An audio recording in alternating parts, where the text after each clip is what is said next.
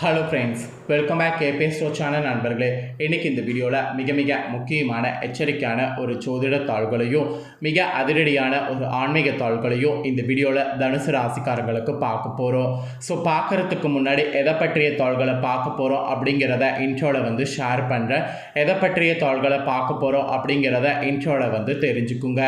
So தற்போது பார்த்தீங்கன்னு வச்சுக்கோங்களேன், 2025 ஆண்டு நடந்துகிட்ருக்கு.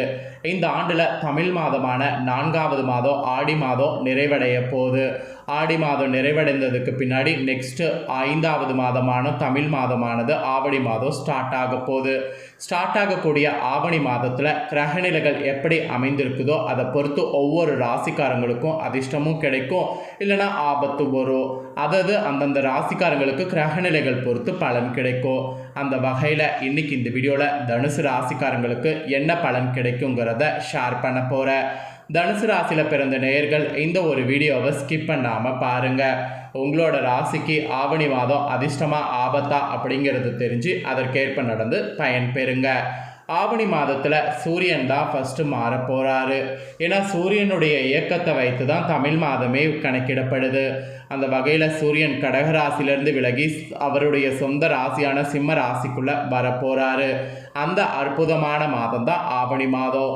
இந்த வருடம் ஆவணி மாதம் என்னைக்கு பிறக்க போகுதுன்னா ஆகஸ்டுடைய 8ஆம் தேதி ஞாயிற்றுக்கிழமை அன்னைக்கு பிறக்க போகுது. ஆகஸ்டுடைய 17ஆம் தேதி ஞாயிற்றுக்கிழமை அன்னைக்கு பிறக்க போகுது. பிறக்கக்கூடிய இந்த ஆவணி மாதத்தில் சூரியன் மட்டும் இல்லாமல் மற்ற கிரகங்கள் எப்படி அமைந்திருக்குதோ அதை பொறுத்து உங்கள் ராசிக்கு பலன்கள் கிடைக்கும். அதனால் உங்கள் ராசிக்கு என்ன பலன்கள் கிடைக்கும் அப்படிங்கிறது தெரிஞ்சு அதற்கேற்ப நடந்து பலன் பெறுங்க. உங்கள் ராசிக்கான பலனை நீங்கள் தெரிஞ்சுக்கிறதுக்கு முன்னாடி ஆவணி மாதத்திற்குன்னு சில ஆன்மீக சிறப்புகள் இருக்குது. ஆவணி மாதத்தில் முக்கிய விரத நாட்களும் இருக்குது. அதெல்லாம் என்னங்கிறத தெரிஞ்சு அதை கடைபிடிக்க முயற்சி பண்ணுங்கள். தமிழ் மாதங்களில் ஒவ்வொரு மாதத்திற்கும் ஒவ்வொரு தனி சிறப்பு இருக்குது. அம்மன் வழிபாட்டுக்குரிய ஆடி மாதம் நிறைவடைந்து தற்போது ஆவணி மாதம் துவங்க இருக்குது. இது முழுமுதற் கடவுளான விநாயகரையும் காக்கும் கடவுளான பெருமாளையும் உலகிற்கே தந்தையாக விளங்கக்கூடிய சிவனையும் வழிபடுவதற்கு ஏற்ற மாதமாகும். காரணம், விநாயகரும் கிருஷ்ணரும் அவதரித்த மாதம் இது என்பதால் இந்த மாதத்தில் விசேஷ நாட்கள் அதிகம். ஆக்சுவலி ஆவணி மாதத்தில் வெயிலின் தாக்கம் எப்படி இருக்கும் என்பதை பொறுத்து தான் இந்த ஆண்டு முழுவதும் காலநிலை எப்படி இருக்கும் என்பதை கணிக்கக்கூடிய வழக்கம் நம்ம முன்னோர்கள் வைத்திருக்கிறாங்க. அதனால் ஆவணி மாதத்தில் காலநிலை நன்றாக இருக்க வேண்டும் என்று வேண்டிக் கொண்டு வழிபாடு செய்யக்கூடிய வழக்கமும் இருக்குது. இப்பேற்பட்ட ஆவணி மாதம் தமிழ் நாட்காட்டில் 5வதாக வரக்கூடிய அற்புத மாதம். இது தமிழ் சந்திர மாதம் என்று குறிப்பிடப்படும். ஏன்னா சூரிய பகவான் தனது சொந்த வீடான சிம்ம ராசியில் பயணிக்க துவங்கக்கூடிய மாதம் ஆவணி மாதம். அது மட்டும் இல்லாமல் முழுமுதற் கடவுளான விநாயகர், திருமாலின் மிக சிறப்பான அவதாரங்களான கண்ணன், வாமனர் அவதாரங்கள் அவதரித்தது எல்லாமே இந்த ஆவணி தான். அதனால் இது அற்புதங்கள் நிறைந்த மாதம் என போற்றப்படும்.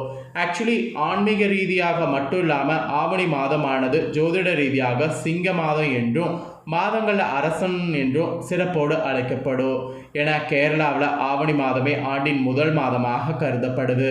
இந்த ஆவணி மாதத்தில் தான் விநாயகர் சதுர்த்தி, மகா சங்கடகர சதுர்த்தி, கிருஷ்ண ஜெயந்தி, ஓணம், ஆவணி மூலம், ஆவணி அவிட்டம், ஆவணி ஞாயிறு, புத்திரத ஏகாதசி, காமிகா ஏகாதசி, இந்த மாதிரி அவசியம் கடைபிடிக்க வேண்டிய விரதங்கள் வருது. அதில் நீங்கள் எது அவசியமாக கடைபிடிக்கணும் அப்படிங்கிற விரதங்களை சொல்ல போகிறேன். அது என்னைக்கு அப்படிங்கிறத தெரிஞ்சு இந்த ஆவணி மாதத்தில் அதை கடைபிடிக்க பாருங்கள்.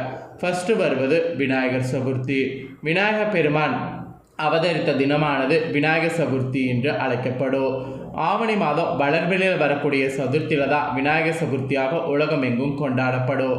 இந்த தினம் விநாயகருக்கு சக்கரை பொங்கல், மோதகம், அவுள் பொரி, சுண்டல், விளாம்பழம், கொழுக்கட்டை, ஆப்பம் ஆகியவை நெய்வேத்தியமாக படைத்து அருகம்புல், வெள்ளருக்கு செம்பருத்தி ஆகியவை படைத்து வழிபடுவது சிறப்பானது. ஆக்சுவலி வளர்பிறை சதுர்த்தியில் விரதம் இருக்க நினைக்கிறவங்க விநாயகர் சதுர்த்தியில் தூங்குவது நல்லது. சதுர்த்தி விரதம் கடைபிடித்தால் செல்வ செழிப்பு, காரிய வெற்றி, புத்தி கூர்மை, குழந்தை பெரு, தொழில் வளம், உடல் ஆரோக்கியம் இது எல்லாமே பெருகும். அதனால் விநாயகர் சதுர்த்தி வழிபாடு மிஸ் பண்ணக்கூடாது. ரெண்டாவது, இந்த மாதத்தில் கடைபிடிக்க வேண்டிய முக்கிய விரத நாள் என்னென்னா மகா சங்கடகர சதுர்த்தி. ஆவணி மாதம் வளர்பிறையில் வருவது போல தேய்பிறையில் வரக்கூடிய சதுர்த்தி தான் மகா சங்கடகர சதுர்த்தி என அழைக்கப்படுது. மற்ற மாதங்களில் சங்கடகர சதுர்த்தி விரதம் இருக்குன்னு நினைக்கிறவங்க ஆவணி மாதம் மகா சங்கடகர சதுர்த்தியில் தான் விரதத்தை தொடங்கணும்.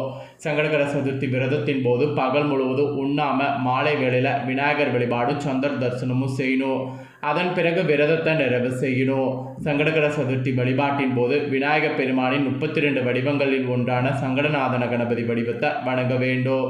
சங்கடகர சதுர்த்தி வழிபாடு செய்யக்கூடிய உங்களுக்கு அனைத்து துன்பங்களும் நீங்கி சௌபாக்கிய வாழ்வு விநாயகர் பெருமான் தருவார்.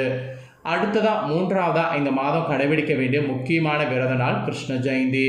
இறைவனை குழந்தை பருவமாக பாவித்து வழிபடுவதில் முதலிடம் கிருஷ்ணனுக்கு தான். திருமால் கண்ணனாக அவதரித்தது ஆவணி மாத தேய்பிரை அஷ்டமியோடு வரக்கூடிய ரோகிணி நட்சத்திர நாள் தான். இந்த நாளில் கிருஷ்ண ஜெயந்தியாக நம்ம ஆண்டுதோறும் கொண்டாடுறோம். கிருஷ்ண ஜெயந்தி அன்று கண்ணனுக்கு பிரியமான பால், வெண்ணெய், இனிப்பு சீடை, முறுக்கு, அதிரசம், அவுள், சீடை, தட்டை, தேன்குழல் இந்த மாதிரி இனிப்பு வகைகளும் பழங்களும் வைத்து வழிபாடு செய்யணும். சிறு குழந்தைகள் இருந்தாங்கன்னா அவங்களுக்கு கிருஷ்ணர் வேடமிட்டு வீடுகளில் கண்ணன் பாதம் வரைந்து கண்ணனை வீட்டுக்கு அழைக்கக்கூடிய வழக்கமும் பண்ணும். கிருஷ்ண ஜெயந்தி விரதம் இருக்கக்கூடியவங்களுக்கு குழந்தை இல்லாதவங்களுக்கு குழந்தை பாக்கியம் கிடைக்கும். ஆக மொத்தம் கிருஷ்ணரை வழிபாடு செய்கிறத மிஸ் பண்ணக்கூடாது. ஸோ இந்த 3 முக்கியமான விரதங்களை கடைபிடிக்கக்கூடிய உங்கள் ராசிக்காரங்களுக்கு இந்த ஆவணி மாதம் சிறப்பானதாக அமையும். இப்போ தனுசு ராசிக்காரங்களுக்கு அள்ளி கொடுக்கக்கூடிய குருவும் சுக்கிரனும் ராஜயோகத்தில் வாழ்க்கையை குசியாக மாற்ற போகிறாரு. அது எந்த மாதிரியாக மாற்ற போகிறாரு அப்படிங்கிற பலனை உங்களுக்கு ஷேர் பண்ண போகிறேன். இவ்வளோ நேரம் ஆவணி மாதத்தில் விரத நாட்களை ஷேர் பண்ண, இப்போ உங்களோட ராசிக்கு ஆவணி மாத பலன்களை ஷேர் பண்ண போகிறேன். ஆவணி மாத பலன்களை தெளிவாக இந்த வீடியோவில் தனுசு ராசிக்காரங்க தெரிஞ்சு பலன் பெறுங்க. ஆடி மாதம் நிறைவடைந்து ஆவணி மாதம் பிறக்க போகுது. 2025 ஆண்டின் ஆவணி மாதத்தில் தனுசு ராசிக்காரங்க உங்களுக்கான பலன்கள், பரிகாரங்கள், என்னென்ன நன்மைகள் கிடைக்கும், கவனமாக இருக்க வேண்டிய விஷயங்கள் என்ன என்பது குறித்து இந்த ஜோதிட வீடியோவில் இப்போ சொல்ல போகிறேன். அதை தெளிவாக இந்த வீடியோவில் தெரிந்து கொள்ள போகிறீங்க. 2025 ஆவணி மாதத்தில் சூரியன் இயக்கத்தை வைத்து தான் தமிழ் மாதங்கள் ஆரம்பமாகுது. அதன்படி தலைமை கிரகமான சூரியன் ஆட்சி என்கின்ற உயர்நிலை அமைப்போடு சிம்மத்தில் வலுவாக இருக்க போகிறாரு. இது விசேஷமான அமைப்பாகும். குரு மிதுனத்திலையும், சனி மீனத்திலையும், சுக்கிரன் புதன் இயக்கங்கள் கடகத்திலையும் சிம்மத்திலையும் மாறி இருக்க போகுது. கண்ணில் செவ்வாய் இருப்பது நல்ல விசேஷமான நிலையாகும். புதனில் குருவும் செவ்வாயும், கடகத்தில் சூரிய புதன் சுக்கிரன் இருப்பது நல்ல அமைப்பாகும். கும்பத்தில் இருக்கக்கூடிய ராகுவ குரு பார்ப்பது நல்ல மாற்றங்களை தரும். அந்த வகையில் தான் இந்த ஆடி மாதம் நிறைவடைந்து ஆவணி மாதம் பிறக்க போகுது. ஆக்சுவலி இப்படி பிறக்கிறதுனால தனுசு ராசிக்காரங்களுக்கு அட்டகாசமான மாதமாக இந்த மாதம் இருக்கும். செவ்வாய் 10வது இடத்துல இருக்கிறாரு. பாக்கியாதிபதியான சூரியன் 8ல் மறைந்திருக்கக்கூடிய நிலையில் இப்போது 9வது இடத்துல இருக்கிறாரு. தந்தை வழியிலான நன்மைகள் உங்களுக்கு ஏற்படும். பாக்கியங்கள், கோயில் திருப்பணி தொடர்பான விஷயங்கள், ஆலய திருப்பணி, யாத்திரைகள் தொடர்பான விஷயங்கள் என அனைத்து விஷயங்கள்லையுமே அற்புதம் உங்களுக்கு ஏற்படும். மெயினாக மாதத்தில் ஆரம்பத்தில் 7வது இடத்துல இருந்த குரு சுக்கிரன் இருவரும் ராசியை பார்க்கிறாரு. 2 சுபர்கள் வலுத்து பார்க்கின்றனர். தனுசு ராசிக்காரங்களுக்கு முதுகில் குத்த தெரியாது, பிறரை கெடுத்து வாழ தெரியாது. தனுசு ராசிக்காரங்க நல்லவர்களாக இருப்பது தான் உங்களுக்கு பலவீனமே. இனி உங்களுக்கு படிப்படியாக நன்மைகள் ஏற்படக்கூடிய காலகட்டமாக இந்த மாதம் இருக்கும். தந்தை வழியிலான நன்மைகள் ஏற்படும். அப்பாவின் உடல்நிலை சரியில்லை, கணவர் மனைவிக்கு அப்பாவோடு ஆகவில்லை என்ற வருத்தங்கள் இருப்பவர்களுக்கு அந்த நிலைகள் எல்லாம் மாறும். தந்தை தொடர்பான விஷயங்கள் அனைத்து விதமான நன்மைகளும் ஏற்படும். இல்லையெனில் அவர் மூலமாக உங்களுக்கு நன்மைகள் ஏற்படும். தந்தை வழி சார்ந்த விஷயங்களில் மிகப்பெரிய நல்ல மாற்றங்கள் ஏற்படும். அப்பா தந்த சொத்துக்களை அனுபவிக்க முடியாமல் கோர்ட் கேஸ் என அலைந்து கொண்டிருக்கக்கூடிய உங்களுக்கு சுமூகமான நல்ல தீர்வுகள் கிடைக்கும். 9வது இடத்துல சூரியன் வலுவாக இருக்கக்கூடிய அமைப்பில் தொழில் செய்யக்கூடிய தைரியம் உண்டாகும். தொழில் அமைப்புகளில் சரியான இடத்துல கடை கிடைக்கவில்லை, வேலையாட்கள் கிடைக்கவில்லை என்றிருந்தவர்களுக்கு உதவிகள் கிடைக்கக்கூடிய காலகட்டமாக இருக்கும். பெரும்பான்மையான விஷயங்கள் உங்களுக்கு நன்மையும் வெற்றியும் ஏற்படுத்தும். 4வது இடத்துல சனி இருப்பதால் அம்மா சார்ந்த விஷயங்களில் சிறு மன வருத்தங்கள் இருக்கும். என் பேச்சையே கேட்பதில்லை என்பது போன்று சில விஷயங்களில் நம்மை பற்றி கவலைப்படக்கூடிய நிலை ஏற்படும். தூர இடத்தில் இருப்பவர்களுக்கு அம்மா தொடர்பான கவலைகள் இருக்கும். மெயினாக அம்மாவிடம் சில விஷயங்களுக்கு அனுமதி வாங்குவதில் அர்த்தாஷ்டம சனியின் காரணமாக கருத்து வேறுபாடுகள் வருவதற்கு வாய்ப்பு இருக்குது. மற்றபடி அனைத்து விஷயங்களும் உங்களுக்கு சாதகமாக இந்த மாதம் நிலை ஏற்படும். இனி படிப்படியாக உங்களுக்கு நன்மைகள் ஏற்படும் காலகட்டம் இருக்குது. தொழில் வியாபாரம் உத்தியோகம் என அனைத்து விஷயங்கள்லையும் நன்மை பெறுவீங்க. அதனால் பெருசாக எதுக்கும் நீங்கள் கவலைப்பட வேண்டாம்.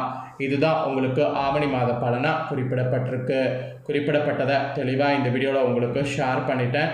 ஷேர் பண்ணதை தெரிஞ்சிருப்பீங்க. தெரிஞ்சதுக்கேற்ப நடந்து பயன்பெறுங்க. நீங்கள் இதை பார்த்து பயனடைகிறது போல் உங்கள் ஃப்ரெண்ட்ஸ் ஃபேமிலி இருக்கவங்களும் பார்த்து பயனடையணும்னு நினச்சிங்கன்னா வீடியோ லைக் பண்ணி ஷேர் பண்ணுங்கள். வீடியோவை உங்கள் ஃப்ரெண்ட்ஸ் ஃபேமிலியில் இருக்கிறவங்க பார்க்கட்டும். அவங்களும் தனுசு ராசிக்காரங்களாக இருந்தாங்கன்னா இந்த தாள்களை தெரிஞ்சு இதற்கேற்ப நடந்து பலனடையட்டும். இதே போல் புதிய தாள்களை தெரிந்து கொள்ள நம்ம சேனலை சப்ஸ்கிரைப் பண்ணி பெல் பண்ண ப்ரெஸ் பண்ணி சப்போர்ட் பண்ணுங்கள். அப்போ தான் நான் போகிற மற்ற அப்டேட்டான வீடியோ உடனுக்குடனே தெரிந்து கொள்ளலாம். ஸோ மறக்காமல் சப்ஸ்கிரைப் பண்ணுங்கள். இதே போல் சுவாரஸ்யமாக வேறொரு வீடியோவில் உங்களை சந்திக்கிறேன். தேங்க்யூ.